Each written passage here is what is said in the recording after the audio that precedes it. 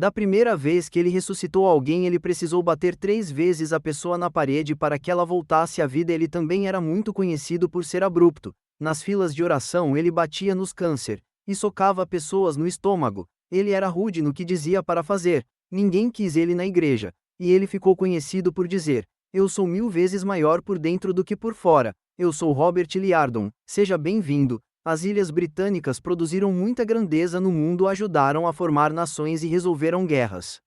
Mas a Grã-Bretanha também é conhecida por como abençoou o mundo com a fé cristã. John Wesley veio de lá, George, do movimento Ela, e talvez uma das personalidades mais incomuns, especialmente no mundo pentecostal, um homem chamado Igors. Quando eu comecei a estudar a vida de grandes pregadores e líderes avivalistas, eu li a biografia do Smiggold, o apóstolo da fé.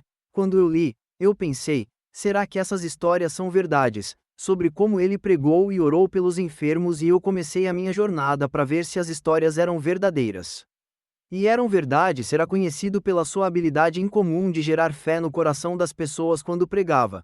Mas provavelmente a história que agora permanece é muito depois da sua morte. É como ele era abrupto, como ele era pouco delicado, na forma como orava por aqueles que buscavam a cura, recebendo orações. Vamos começar por onde o Egos começou, a sua vida. Então, como eu disse, ele veio da Grã-Bretanha. Ele não começou orando pelos enfermos, ele começou trabalhando no exército da salvação, ganhando almas, e trabalhando no que chamamos, hoje, de departamento infantil. O trabalho dele era o seguinte: ele ganhou um pequeno pônei, e andava pelas ruas de Bradford. Sabemos como pôneis atraem crianças, e todas aquelas crianças queriam tocar no pônei, subir no pônei. Então o Igor dizia: "Eu vou te dar uma carona para a igreja, do exército da salvação, de ida e volta. Se você for à igreja comigo." E todas as crianças diziam sim, e foi assim que o Igor começou seu ministério. Em uma das reuniões do exército da salvação, havia uma mulher que pregava. Naquela época era muito incomum para mulheres pregarem. Então o exército da salvação capacitar uma mulher e deixar ela pregar. Naquela época, era algo grande nos meados de 1800. E então, em determinado momento, aquela irmã estava pregando. O Igor assistia de uma varanda, e ela fez o apelo para Jesus. E ele notou que uma mulher ia pelo corredor, e entregou a vida para Jesus. E enquanto ele assistia aquela mulher, caminhando em direção ao altar, o Senhor falou que aquela mulher era sua esposa. O nome dela era Polly. Então naquele dia, foi salva e conheceu o seu futuro marido. Desceu do mezanino, depois do culto, e aí encontrou, apresentou-se para ela, e começou a se aproximar dela, começou a agir como se já fossem casados, e ela ficou um pouco desconfortável, mas depois de pouco tempo, descobriram que foram feitos um para o outro, que era bênção, estar juntos, e se amaram, eles se casaram. Então agora temos um grande time, senhor e senhora Igor, trabalhando juntos. Mas havia outro problema, que Smith era gago, ele não conseguia falar. Era por isso que ele trabalhava com crianças, no departamento infantil, e na organização do altar, porque nunca seria desafiado a subir na plataforma. Ele não conseguia falar nenhuma sentença sem que aquilo fosse um desafio para ele. Mas a esposa dele, Polly, era uma pregadora agitada e firme, e no exército da salvação naquela época, essa era a personalidade de todos os pregadores. E então era ela que subia na plataforma e pregava, ia para as ruas e pregava. Então ela ficava empurrando o Smith para pregar, e ele até queria, mas tinha esse impedimento na fala. E então eles tiveram muitas discussões, e por causa desse problema, ele dizia: "Deixa em paz", porque ele tinha vergonha. E eles eram um casal feliz, até mas tinham esses desafios. Então, depois de um tempo dessas discussões, finalmente decidiram que ela iria pregar, e ele continuaria fazendo o que fazia, e houve paz sobre aquele assunto. Smith foi salvo quando criança, foi confirmado pelo bispo, sentiu a presença de Deus pela primeira vez na sua vida, e aí se envolveu com o exército da salvação. Tinha 16 anos, quando aconteceu, ele viu a futura esposa sendo salva, eles casaram, e começaram a trabalhar para o Senhor no exército da salvação. E ele não pregava porque ele era gago, mas algo grande estava prestes a acontecer. O grande evento que estava prestes a acontecer na vida de Eagles era o batismo no Espírito Santo. Em 1904, o grande avivamento da Rua Azusa aconteceu em Los Angeles, E aquele foi o berço do movimento pentecostal moderno. Hoje, o maior grupo dentre os cristãos, protestantes pentecostais. Então, em menos de 150 anos, o povo pentecostal que acredita no falar em línguas, na cura divina, na libertação, e que podemos ouvir a voz de Deus, pessoalmente, é o maior grupo de cristãos protestantes do mundo. E aquilo era uma coisa nova, que estava se espalhando no mundo, na época, e o Igor se abraçou à cura divina, mas não aceitava no Espírito Santo, então ele orava pelos doentes, mas a mudança mais dramática veio quando ele recebeu o Espírito Santo. Havia um vigário em inglês chamado Alex Sandroland, que tinha recebido e estava pregando o batismo no Espírito Santo com fogo, e o falar em outras línguas. Quando o Igor viu sobre aquilo, disse: "Eu vou lá ver se isso é verdade." Muita gente dizendo que aquilo era coisa do diabo, não pode ir lá, tenham cuidado, fiquem longe, o que é algo até comum, no mundo cristão, quando algo novo está vindo trazido à terra, ou destacado pelo Espírito Santo, sempre há críticos. Então Smith, sendo uma pessoa ousada, como ele era, decidiu ir ver com os próprios olhos, deixou a esposa em casa, pois ela era um pouco mais cautelosa, preferia ficar de longe, estava envolvida no exército da salvação, e a parte de cura divina estava começando a operar com ela. Então ele vai até lá e ele percebe que aquelas pessoas tinham algo que ele precisava, e ele interrompe o pregador enquanto ele está pregando e faz perguntas. Isso também fala da personalidade dele, não tinha medo. Quando ele estava com fome, ele ia lá e agarrava. E recebia a resposta, deixou aquele encontro batizado no Espírito Santo, e quando ele chegou em casa, foi isso que disse à esposa dele, que algo estava diferente, havia um embate, um atrito, entre eles, sobre o fato de ele não pregar publicamente. Quando ele foi batizado no Espírito Santo, voltou para casa em Bradford, e disse à sua esposa Polly que ele queria pregar no domingo. Aquilo a surpreendeu, mas ela disse: "Se você quer, vá em frente." Ela sentou no último banco, naquele encontro. Não sabia bem o que pensar de tudo aquilo, e durante todo o culto dizia, para si mesma: "Esse não é o Smith que eu conheço, esse é outro Smith." Ele tinha recebido o Espírito Santo, começou a falar em línguas, a vida dele mudou, e a gagueira desapareceu. Isto deu início ao ministério de Smith e alegria no púlpito. Antes disso ele fez muito pouco, ele cuidava do departamento infantil, novos convertidos, também orava pelos enfermos, mas ele recebeu o Espírito Santo, foi curado da sua gagueira, sua língua foi liberada, e ele começou a pregar no púlpito. Polly deu um pulo no final do culto, correu até a frente, e disse para o marido: "Eu quero o que você tem." E um homem veio e disse: "Eu quero o que você tem." Notaram a mudança. Este foi o início do ministério de Wigglesworth, histórias que ouvimos. E à medida que isso começou a crescer na vida dele e da Polly, ele foi sendo mais cheio do Espírito, e orando pelos enfermos. Você nota que eu estou na frente de uma velha cadeira de rodas do século XVIII, e também algumas muletas aqui, e era assim que as pessoas vinham aos encontros do Smith. Outros vinham em cadeiras como esta, outros sofrendo vinham pedindo por cura, e pedindo para que ele as ajudasse a descobrir como Deus as ajudaria, porque não havia auxílio médico para elas. E ele era tão abrupto na forma como fazia as coisas. Muitas histórias sobre ele ainda permanecem vivas, mesmo depois de 50 anos da sua morte. Por exemplo, ele orar por você e perguntava o que é. Ele queria saber o motivo da oração, e às vezes ele impunha as mãos de forma muito gentil, de forma polida, e fazia uma oração. Ou ele podia dizer: "Faça isso", e gritava bem forte, e dava maior susto na multidão. E se você não fizesse, ele te agarrava e forçava a fazer. Então podemos dizer que ele era como um touro num armário de porcelana. Ele não era aquele britânico típico, polido e educado, com gestos suaves tomando chá, como hoje imaginamos um britânico na América. Ele era um touro numa loja de porcelana. Ele quebrava tudo o que era tradição, mas as coisas funcionavam. Ele fazia aquilo, e eram curados, batia nas pessoas, batia nos caroços, em cânceres aparentes, e dizia às pessoas na cadeira de rodas: "Levante-se dessa cadeira de rodas." Uma senhora no Arizona, ele disse: "Levante." Ela disse: "Não posso." Então ele disse: "Cale a boca, e levante", e continuou discutindo com ela, até que deu um safanão nela, e disse: "Não me responda." Mas assim, ela foi curada.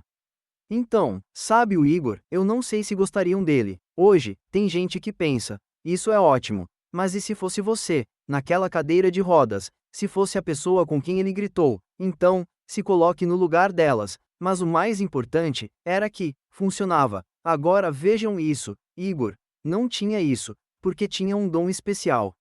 O tipo de fé e o tipo de relacionamento que dava esse tipo de resultado. Nem penso em propagar um tipo de vida cristã, no qual Deus tem pessoas favoritas, e Ele deu coisas a essas pessoas, que não deu a outras. Quando Deus deu a salvação, Deus deu o batismo no Espírito Santo, deu a medida de fé, é igual para todos. É o que você faz com o que Deus te deu, o que faz a diferença. Não é como você recebe as bênçãos de Deus, os dons de Deus, e o chamado de Deus. Disse que ele nunca passava mais de 15 minutos sem ler a Bíblia. Ou orar. Então eu tentei algumas vezes, e é difícil de fazer. Imagine, a cada 15 minutos você tem que parar, e lembrar de alguma passagem, confessá-la, ou fazer uma oração. Eu diria que é um grande desafio para todos nós, mas quando você edifica a sua fé, seu relacionamento com Deus, dessa forma você pode gritar com uma mulher na cadeira de rodas, e curá-la. Você pode ir para alguém que tem um caroço ou um tumor, dar um tapa e o caroço cair. Continuamos querendo ver isso.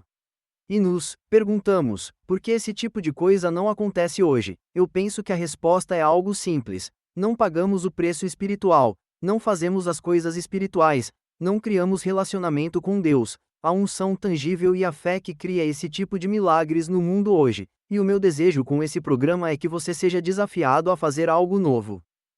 E não fique falando como muita gente, isso foi antigamente, pode continuar acontecendo, porque Deus é sempre o mesmo. Somos nós que temos que mudar e melhorar, não Deus.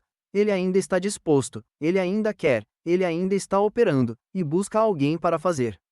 Você pode ser o próximo general. Eu vou mostrar um breve vídeo do Dr. Leste Samural, meu pai espiritual. Passei muitos anos com ele, tivemos tempos muito agradáveis, e os momentos que eu mais desfrutei era quando ele falava dos pregadores que ele conheceu. Quando era jovem, e ele conheceu o Smith pessoalmente, chegou a visitá-lo, muitas vezes quando era missionário na Inglaterra. Contou que uma vez estava com os Gostes na Escócia, num grande acampamento pentecostal. Eles costumavam almoçar no chão, fazendo como um piquenique, e depois do culto do domingo de manhã, eles colocaram uma comida ali, e pediram para o evangelista convidado Smith Wigglesworth a orar pela comida, e então ele disse: Senhor, você pode abençoar o que amaldiçoou. Então abençoe esse pouco pensante, porque tinham assado um grande porco para o almoço naquele dia, e Samuel disse que ele ficou ali rindo, porque ninguém imaginava que Smith Wigglesworth na frente de todo mundo faria uma oração daquela para o almoço da igreja. Então eu quero passar um pequeno vídeo do Samuel agora para vocês. Naquela mesma igreja onde eu estava pregando no Tabernáculo das Boas Novas, naquela época havia mais de 3.000 pessoas sentadas, e Smith Wigglesworth estava ali falando, e no domingo à tarde ele tinha um culto de cura e traziam pessoas de hospitais com cadeira de rodas, e todo tipo de situações para que Smith orasse por elas, e de um dos hospitais da região médico trouxe um caso muito grave de câncer. Queriam levar aquele homem doente porque ele estava para morrer. O doutor acompanhou ele e colocaram aquele doente que estava numa maca naquela plataforma, e lá vinha Smith Wigglesworth, que era conhecido por ser grosseiro. Passando pela fila, orando pelas pessoas, e a forma como ele perguntava. Qual o problema? Na parte da Inglaterra de onde vinha as pessoas tinham um sotaque bem forte. Qual o problema? Ele queria dizer: como eu posso ajudar? O que há de errado com você? Então ele chegou àquele paciente que estava deitado ali naquela maca, com uma daquelas roupas de doente de hospital, sabe que não tem nada na parte de trás. O médico estava sentado perto, com o estetoscópio nos seus ouvidos, e ouvindo os batimentos cardíacos. E ele já tinha dito a todo mundo que aquele homem estava muito perto da morte, e quando o Smith disse qual o problema, o médico respondeu e disse: ele está morrendo de câncer. O Smith perguntou onde é. O médico disse: é no estômago. E Smith, talvez a pessoa mais estranha que eu já conheci na minha vida, ele levantou a sua mão e deu uma pancada no homem, onde o câncer estava no estômago. Ele bateu tão forte que o homem morreu. Sabe, as mãos dele caíram para da maca e o médico gritou: ele está morto, está morto. Olhou para cima e disse: você matou, a família vai te processar, você matou. Não deu a mínima. E ele disse: está curado. Ou seja, ele estava dizendo que o homem estava curado. Ele está curado, sabe, o sotaque dele era algo diferente mesmo. Ele disse ele está curado. E ele não parou. Continuou com a fila de oração cerca de 10 minutos depois naquela fila. O homem andando se levantou daquela maca, afastou o médico para o lado. E ele foi andando e com aquele vestidinho engraçado de hospital que vem até embaixo assim aberto atrás. E lá estava ele seguindo Smith Wigglesworth com as suas mãos levantadas para o céu, louvando a Deus. E ele dizia: eu não tenho mais nenhuma dor, me sinto maravilhoso, por dentro eu tenho uma energia agora, que não tenho há não sei nem quanto tempo. E ele estava seguindo e Smith Wigglesworth era tão estranho que ele não virou para trás e disse: graças a Deus, vamos louvar ao Senhor. Ele era tão diferente, só disse: louve a Deus por isso. E continua orando pelas pessoas. Eu espero que você tenha gostado desse testemunho do irmão. Alessa, a esposa do Smith Wigglesworth, morreu muitos anos antes de ele morrer, e a partir daí a sua vida decolou internacionalmente. E eu acho que é importante falar isso, sobre a vida de Wigglesworth, que quando a sua esposa foi estar com o Senhor, ele decidiu sair daquela cidade e ir pelo mundo. Quando algo acontece na sua vida, como um revés ou algo doloroso, a perda de um ente querido, você tem que decidir avançar, ou ficar ali sentado em luto lamentando. Smith sofreu. Daí se levantou e disse: vamos avançar, e se tornou o Smith Wigglesworth, que foi para a África do Sul. Ele levou o pentecostalismo para Nova Zelândia, Austrália. Ele veio para a América muitas vezes. Então ele se levantou e fez com que a dor se tornasse algo positivo. Então eu quero apresentar isso a você. Se está passando por algo desafiador, como uma perda de um ente querido, um cônjuge, você pode sim ter um tempo de luto. É lícito, mas depois levante, faça algo maior, mais alto, e faça o diabo pagar por isso, e faça sua vida valer. Como minha avó dizia: não morra até você de fato estar morto. E sabe, faça algo para Deus, e faça com a ousadia, e faça grande. Em todos esses anos que eu venho pesquisando, coletando coisas sobre Smith, eu descobri uma coisa muito rara, e deixei agora para o final desse programa. A única filmagem de Smith Wigglesworth que existe neste mundo eu encontrei. Tinha visto uma senhora que trabalhava em uma igreja. Ela cuidava de uma livraria, e lá eu vi uma foto daquela senhora jovem com o seu pai, com uma câmera de filmagem. E depois disso eu e um dos meus amigos começamos a procurar esta mulher, e finalmente eu encontrei, estava em Los Angeles. Eu nem acreditei, e então eu liguei para ela, e perguntei se eu podia ir vê-la. E eu perguntei se ela tinha alguma filmagem do Smith. Ela disse: sim, eu posso fazer uma cópia. E ela disse: não é coisa de família. Eu disse: mas ele é parte da família de Deus. E todos queremos vê-lo. E eu tive que esperar ela morrer para conseguir esta filmagem. Então, ligava a cada 6 meses. Ela ainda está aí, ela está viva. E um dia a resposta foi: ela foi para o céu. E liguei para a família dela, e peguei a filmagem. Vou mostrar essa filmagem no final desse programa. É ele na casa dele na estrada 70 Redford, Inglaterra. Não perca isso agora. Outra coisa que eu gostei de fazer sobre Smith foi publicar todos os seus sermões inéditos, um grande livro de 850 páginas. Mas eu tenho algumas citações dele que eu escrevi aqui. Permita-me lê-las para que você receba um pouco das declarações dele. Dizia: como eu disse no começo, eu sou 1000 vezes maior por dentro do que sou por fora. Sua capacidade espiritual deve sempre ser maior do que a sua capacidade intelectual, ou física. Você faz isso orando, praticando a palavra, exercitando o seu espírito, para que ele seja forte todo o tempo. Ele também disse: o medo olha para as coisas, e a fé pula e pega elas.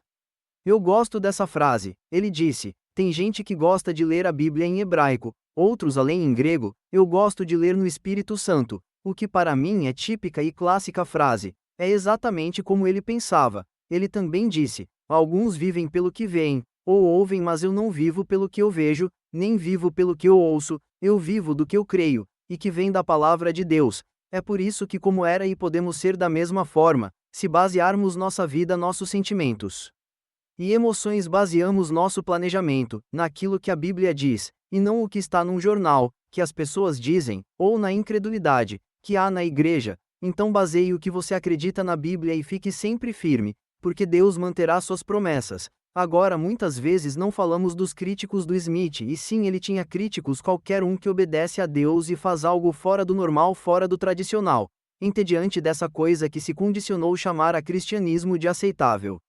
Vai ter críticos se você obedece a Deus e sai dos limites do cristianismo. Entediante, alguém pode até ser próximo, vai reagir e a não gostar do Smith, porque ele batia brutalmente em alguém, ou balançava as pessoas, e perguntaram a ele: por que você é tão agressivo na fila de oração? E ele disse: eu não sou agressivo, é sim você chacoalha as pessoas, bate em pessoas, chacoalha os membros delas, não bato nelas, bato é no diabo, elas que ficam no caminho, e ele ia embora. Era o tipo de humor de Smith, teve críticos como eu disse.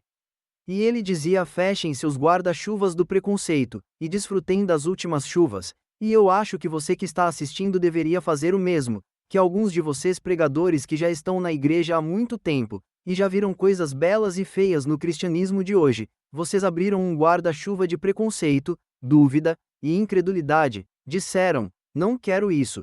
Jesus ainda é o mesmo, a palavra dele ainda funciona, mas você não deixa a chuva do Espírito entrar em sua vida, te molhar e te fazer crescer, como uma planta. Digo a você o que o Smith disse aos críticos: feche seu guarda-chuva e desfrute das últimas chuvas. Ele também dizia: fogo selvagem é melhor que fogo nenhum. Às vezes, quando Deus começa a se mover, pessoas cometem erros. Estudo avivamentos desde os 12 anos, e uma coisa é certa: haverá coisas boas, haverá coisas ruins, e coisas que você diz que são feias. Você não sabe o que é aquilo, mas você viu. Isso aconteceu em todo o mover de Deus. Então o fogo selvagem é melhor que fogo nenhum. Prefiro ter pessoas que são pouco fora do normal, que exageram um pouco emocionalmente, do que ter pessoas frias criticando o tempo todo. Sabe, uma pessoa que está viva produz som, uma pessoa viva tem movimento, e quando nada está vivo não há som, não há movimento, não há necessidade de dinheiro, comida, não é preciso ar. Então o que diz que você está vivo é a sua fome, o seu desejo e o seu movimento. Quando você entra numa igreja, e não há som, e não há fome, não há vida, ali simplesmente vai embora, e procure um lugar onde haja vida. Olho para as pessoas quando são pecadoras, vão para os lugares, as festas mais selvagens que existem, tudo muito cheio, lugares abarrotados, você fica cara a cara com outra pessoa do lado, e você acha divertido, sai de lá às 5 horas da manhã, mas quando você foi salvo quer escolher o lugar mais quieto e chato que você encontrou. E chamou aquilo de igreja. Esqueça isso, vá para um lugar que tem uma música viva, uma pregação forte, uma missão para ir a algum lugar é onde Deus está. Eu aprendi em minha vida que a maioria dos lugares criticados por pessoas religiosas é onde Deus está, onde Ele está criando algo, fazendo algo, e aí quem está morto critica porque a vida está ali. Smith criava a vida onde quer que ele fosse. Também declarou: se o Espírito de Deus não se move, eu o mofo. A primeira vez que eu li isso eu pensei: o que ele quer dizer com isso? Soou até um pouco arrogante. Se o Espírito de Deus não se move, eu morro. Bem, quando você de fato investiga o que ele estava dizendo se o Espírito de Deus não está se movendo, eu sei o que o fará mover: o Espírito de Deus se mover pela fé. Então, daria um passo em direção à água, vou liberar a minha fé e o Espírito vai se mover, para responder à minha fé, baseada na Bíblia. O que ele quis dizer foi que se algo não está acontecendo, é porque nós não estamos crendo, não estamos indo além do intelecto, da nossa zona de conforto. O que ele dizia era assim: